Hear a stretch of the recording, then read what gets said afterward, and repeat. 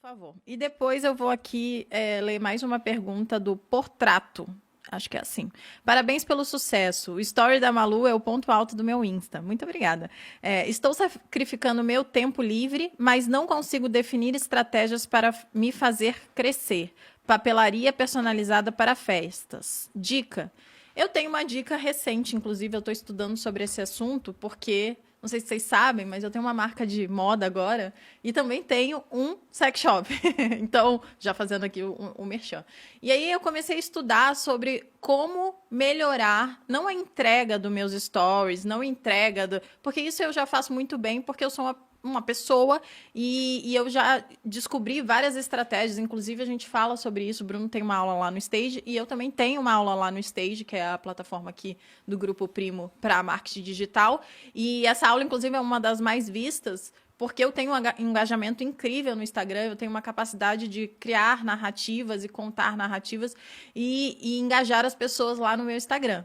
E eu ensino isso lá no Stage, inclusive. No entanto, para a marca de um produto físico é diferente. E aí eu comecei a estudar sobre isso, porque, apesar de eu entender muito essa parte, eu acho que é diferente, eu tinha que criar alguma outra estratégia para isso. E uma das coisas que eu já aprendi de cara, eu comecei a estudar isso recentemente, é que eu preciso criar desejos sobre o meu produto. E como que eu crio desejo sobre o produto? Eu fiquei pensando, como que eu tenho desejo sobre um produto? Né? Como que, de alguma forma, aquilo me desperta vontade de ter, de comprar? E, basicamente, é na prática. É quando eu vejo alguém com uma roupa e eu acho bonito. É quando eu vejo alguém usando alguma coisa que eu acho super legal. E isso inclui papelaria, por exemplo. Né? Então, como que eu criaria desejo? Eu mostraria como eu estou usando. Né? No caso, ser papelaria para festas, né? Foi isso que ela falou? Sim. Foi, né? Eu mostraria a festa pronta, né? Que é coisa mais legal do que uma festa super arrumada, com a papelaria lá sendo utilizada. Então, eu mostraria na prática como que se utiliza aquele negócio. E isso serve para qualquer negócio, exceto sex shop, que não dá para mostrar na prática. Não ficaria muito legal, né? Até dá, de vez em quando eu ligo, né? O zoom, zoom, zoom lá do vibrador, inclusive. Com certeza, muita gente mostra na prática o uso dos produtos. No caso, não é gente, né? Mas eu te garanto que também é muito bom. Na prática, eu só mostro aqui o sentimento. Isso é uma outra coisa, né? Que além de criar desejo, você tem que mostrar o sentimento. É isso que eu faço, por exemplo, no Materializa. Né? Eu falo para as pessoas como elas se sentirão quando elas colocarem tudo aquilo que eu ensino lá no Materializa em prática. Então, o Materializa é sobre colocar na prática, né? Sobre materializar um hábito saudável, uma rotina saudável. Então, eu sempre tento contar o que a pessoa vai ganhar com aquilo, qual o sentimento que ela vai ter. No caso do Materializa, geralmente ela vai ter um desempenho melhor no trabalho, na vida sexual, na vida amorosa, na sua autoestima. E isso é incrível, né? Pequenas coisas que você vai mudar no seu dia, a forma como você vai se alimentar, se exercitar, isso vai mudar toda uma autoestima, toda uma estima da sua vida toda. Então, eu tento passar para as pessoas o resultado daquilo. No final, é também a prática. Eu vou dar um exemplo que está aparecendo no Instagram todo mês. Então, a Bianca Boca Rosa, que já veio aqui no episódio do podcast específico para falar sobre a trajetória dela, tem um filho pequeno, o Cris. Uhum. E todo mês ela faz uma festa de mêsversário, com um tema diferente. Com certeza, depois que ela mostra lá a festa, deve chover de pergunta no direct sobre quem fez a festa, qual é a empresa por trás. Então, lógico que não é uma estratégia sem custo, e não existe estratégia sem custo no final das contas, ou vai custar dinheiro ou vai custar tempo, geralmente custa as duas coisas. Pensa no seu público-alvo. E um influenciador que tem um público-alvo parecido com o seu, em termos de idade, localização, e que você pode prestar um serviço para esse cara em troca de divulgação. Porque é muito difícil você conseguir público no stories de uma papelaria. Agora é interessante você buscar o público de outras pessoas que possam querer o seu serviço. Então vai lá e, por exemplo, sei lá, você é de Sorocaba. Quem são os 100 maiores influenciadores de Sorocaba? Você vai lá e faz um filtro. Desses 100, quem tem um público parecido com o que eu quero atingir? Um pessoal que ganha entre tanto e tanto, né? Tal região é o bairro que eu atendo. Você vai fazendo um filtro para achar pessoas que são mais interessantes para que você possa oferecer o serviço e eles em troca te divulgarem. E às vezes você pode fazer isso, não dá em nada, né? Faz com 5 pessoas, não dá em nada, mas na hora que der certo com um, talvez esse um pague a conta dos 5. que é o que acontece nesse mundo de influência. Às vezes uma pessoa que você não esperava, porque tem menos seguidor, você pensa que tem pouco engajamento, mas o cara tá mais nichado, tem um público mais parecido com o que você quer, vai te dar o retorno e você vai ver que essa é uma baita de uma estratégia. Várias lojas online já usaram e costuma dar muito certo. Inclusive, a Malu entrou como sócia na Vibrio por conta disso. Era um mercado onde é difícil você anunciar, porque é um nicho mais proibitivo para rede social, o pessoal não acha que é muito family friendly, né? E dependendo da faixa etária da rede, principalmente tem esse ponto. Então é difícil você usar os anúncios no Google, anúncio no Instagram. Agora, quando você tem uma pessoa que consegue vender para um público essa ideia, e ainda de forma orgânica, né, sem gastar nada, aí o negócio ele vai cresce pra caramba. E hoje a Vibrio, com coisa de 1 ano, a gente fez um episódio comemorando 1 ano da Vibrio há pouco tempo, é um dos maiores sex shops do Brasil.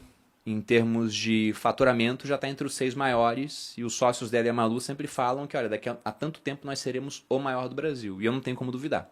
Eu vou puxar outra pergunta aqui que passou batido. A Portrato falou que quando a gente tiver um mini boludinho, ela vai patrocinar os mêsversários. Gosto. Olha, ótimo. Até porque eu não faria o mêsversário se ninguém fosse lá em casa montar as coisas prontas. Fala, pessoal, parabéns pelos 500k.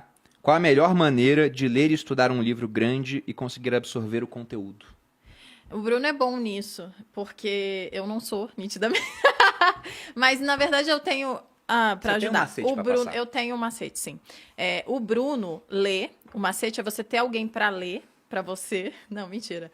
Como que ele faz, né? E eu vou contar, depois ele vai contar para vocês também o que ele faz. Mas ele geralmente anota os insights que ele tem ou as partes que ele gosta. Então, sempre que ele tem uma citação, saiba que ele tem isso anotado no bloco de notas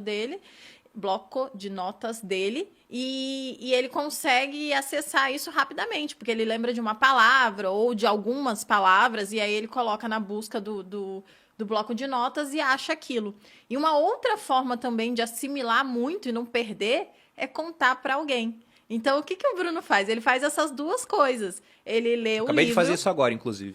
Ele escreve e ele conta para alguém. Esse alguém geralmente sou eu, o que me beneficia muito, porque a minha forma de aprendizado é justamente a fala, né? É você explicar com algum tipo de analogia, e o Bruno faz isso muito bem, então geralmente ele explica, então ele está sedimentando de alguma forma o conhecimento, porque ele leu, ele anotou, depois ele contou para mim e ainda teve um raciocínio por trás para que eu entendesse. E aí, quando ele não conta para mim, ele conta para vocês, aqui no podcast ou então nos stories. Então, ele usa várias formas. Eu acho que essas, com certeza... Quando a pessoa fala, fulano não gosta de dividir o conhecimento. Burro! Por quê?